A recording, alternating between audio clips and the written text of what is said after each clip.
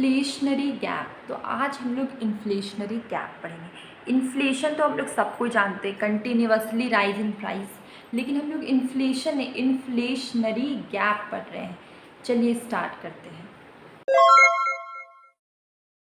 देखिए हम लोग पढ़ रहे हैं इन्फ्लेशनरी गैप। तो इन्फ्लेशनरी गैप क्या है? यहाँ पर हम लोग देख रहे हैं कि ये सरप्लस है actual GDP over potential GDP when economy is at full employment. ठीक है, और ये डिफाइन किसने किया है? ये डिफाइन किया है JM केन्स, मतलब कि जॉन मैनार्ड केन्स ने बताया कि इन्फ्लेशनरी गैप एक ऐसा सिचुएशन है जहाँ पे एक्चुअल जीडीपी बड़ा होगा पोटेंशियल जीडीपी से। ओके, एक्चुअल जीडीपी हमारा बड़ा है पोटेंशियल जीडीपी से। तो अब हम क्या देख रहे हैं? अब हम देखेंगे एग्जाम्पल के थ्रू कि कैसे इन्फ्लेशनरी गैप हमारा क्रिएट होता है।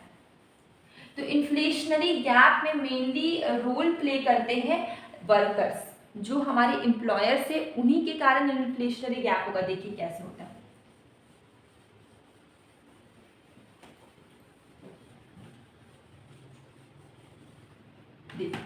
हमारे वर्कर्स हैं, ठीक है। अब वर्कर्स क्या करेंगे? वर्कर्स करेंगे ओवर टाइम काम। जब वो ओवर टाइम काम करने लग गए तो क्या हो गया? ओवर टाइम काम करने से उनको मिलेगा मोर वेजेस। मोर वेजेस मिला और वो ओवर टाइम काम कर रहे हैं। इससे क्या हो जाएगा? ओवर टाइम काम करने से अनएम्प्लॉयमेंट कम हो जाएगा। अनएम्प्लॉयमेंट क्या हो जाएगा? डिक्रीज। लो अनएम्प्लॉयमेंट का सिचुएशन हो जाएगा इकोनॉमी में। जब वो ओवर टाइम काम कर रहे हैं तो हमारा क्या हुआ? तो हमारा एसेट बढ़ गया। तो asset creates more demand. Asset, उनके पास ज्यादा पैसा आ रहा है तो वो ज्यादा डिमांड कर रहे हैं। ठीक है, जब वो ज्यादा डिमांड करने लगे, उसके बाद जब वो ओवर टाइम काम कर रहे हैं तो क्या होगा? इससे क्या होगा कि हमारा प्रोडक्शन बढ़ गया। प्रोडक्शन क्या हो गया? बढ़ गया।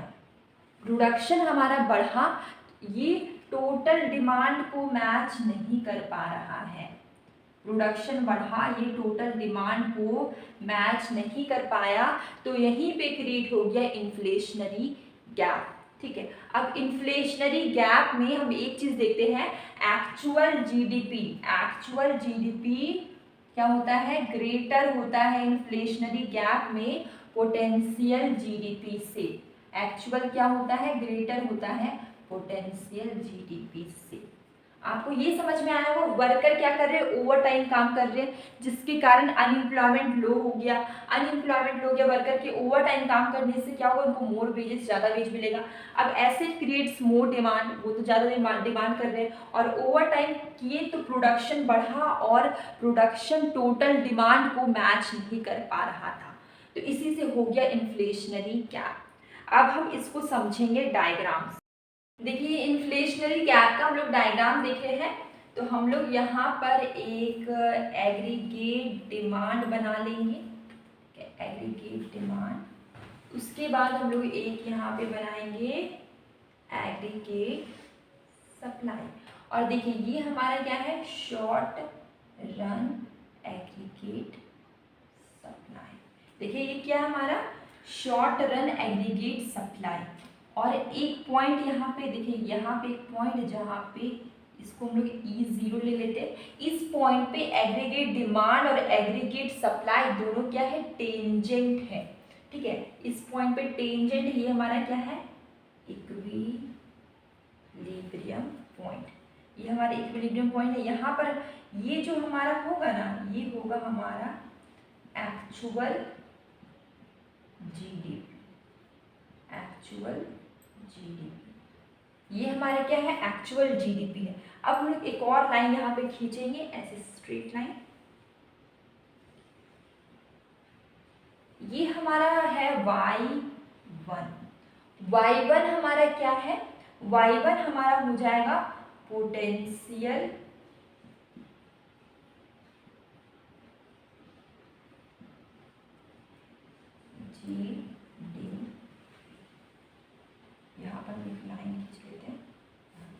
देखिए E0 में ये हमारा क्या था,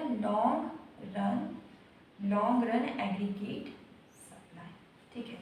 तो ये हमारा क्या था, लॉन्ग रन एग्रीगेट सप्लाई, और ये हमारा था शॉर्ट रन एग्रीगेट सप्लाई। एक पॉइंट है E0 जहाँ पे एग्रीगेट डिमांड और एग्रीगेट सप्लाई दोनों क्या है, टेंजेंट है ई पॉइंट पे। ये ई हमारा Y0 है एक्चुअल जीडीपी, और उसके बाद Y1 है हमारा पोटेंशियल जीडीपी। ये हमारा क्या है, पोटेंशियल जीडीपी है, ठीक है। तो अब हम क्या कर रहे हैं कि देख रहे हैं ये जो इतना जो गैप है ना, ये एक्चुअल जीडीपी और पोटेंशियल जीडीपी के बीच का जो गैप है, ये हमारा हो जाएगा इन्फ्लेशनरी, यहाँ पे हम लिख देते हैं इन्फ्लेशनरी गैप, इन्फ्लेशनरी गैप। देख लीजिए ये हमारा पोटेंशियल जीडीपी, ये हमारा एक्चुअल जीडीपी है, ये दोनों के बीच का जो ये गैप है ये हमारा इन्फ्लेशनरी गैप है। और यहाँ पर हम लोग देख रहे हैं E0 में E0 जो है यहाँ पर हमारा कितना है, एग्रीगेट डिमांड और एग्रीगेट सप्लाई दोनों टेंजेंट करता है। ये हमारा फुल एम्प्लॉयमेंट है, ये हमारा इक्विलिब्रियम का स्टेज है जहाँ पे मार्केट क्या हो जाएगा, इक्विलिब्रियम हो जाएगा। तो इन्फ्लेशनरी गैप आप लोग समझ गए। देखिए एक्चुअल जीडीपी और पोटेंशियल जीडीपी को अगर माइनस कर दीजिए तो हमारा इन्फ्लेशनरी गैप आ जाता है। तो वही मैंने बताया फॉर्मूला इसका यही है, फॉर्मूला मैंने पहले बताया हुआ है। फॉर्मूला हमारा है कि इन्फ्लेशनरी गैप हम शॉर्टकट में लिखते हैं IG, ठीक है। तो ये हो जाएगा एक्चुअल जीडीपी, देखिए actual GDP minus potential GDP, shortcut में लिखे। देखिए यहाँ पर हमारा एक्चुअल जीडीपी Y0 है, पोटेंशियल है Y1, इसके बीच का गैप हो जाएगा हमारा क्या, इन्फ्लेशनरी गैप। तो आई होप आप लोग को ये चैप्टर अच्छा लगा होगा, समझ में आया होगा, ठीक है। तो आज हम लोग ने पढ़ा इन्फ्लेशनरी गैप का डेफिनेशन, फॉर्मूला, डायग्राम, ठीक है। तो अब हम लोग मिलते हैं नेक्स्ट वीडियो में।